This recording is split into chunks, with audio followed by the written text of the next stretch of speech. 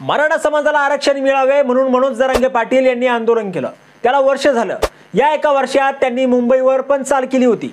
वाशी येथे राज्य सरकारने त्यांची मोठी मागणी मान्य केली, पण आता मनोज जरांगे यांच्या विरोधात उपोषण करण्याचा इशारा देण्यात आलाय। महाविकास आघाडीच्या नेत्यांना त्यांच्या जाहीरनाम्यात मराठ्यांना ओबीसीतून आरक्षण देण्याबाबत आश्वासन देण्यासाठी सांगणार का? सोलापुरातील बार्शी तालुक्यातील मराठा समाज बांधवांनी मनोज जरांगे पाटील यांना असा सवाल विचारला आहे। 8 दिवसात या प्रश्नाची उत्तरे न दिल्यास मनोज जरांगे पाटलांच्या विरोधात उपोषणाला बसणार अशी घोषणा करण्यात आली आहे। बार्शी तालुक्यातील मराठा नेते अण्णासाहेब शिंदे यांनी मनोज जरांगे पाटलांना सवाल केला आहे। मराठा आंदोलक मनोज जरांगे पाटील यांनी राज्य ढवळून काढलं।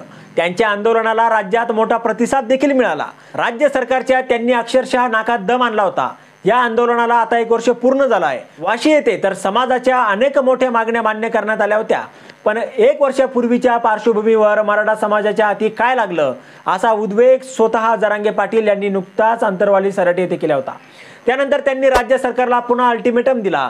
त्यानंतर आपण उपोषणाला बसणार असल्याचं त्यांनी स्पष्ट केलं। त्यातच आता खुद्द जरांगे पाटील यांच्या विरोधात एक उपोषण आता होऊ घातलेले आहे।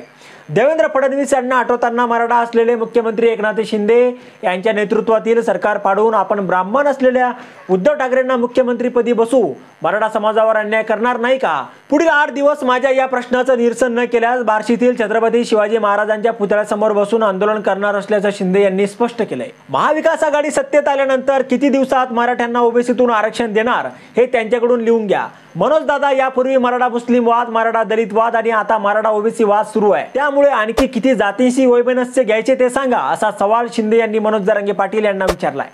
आता यावर तुम्हाला काय वाटतं? तुमचं मत कमेंट बॉक्समध्ये लिहायला विसरू नका। व्हिडिओ आवडला असेल तर जास्तीत जास्त शेअर करा आणि आतापर्यंत राजकीय तडका आपण आपल्या या चॅनलला सबस्क्राईब जर केलेलं नसेल तर चॅनलला सबस्क्राईब करा।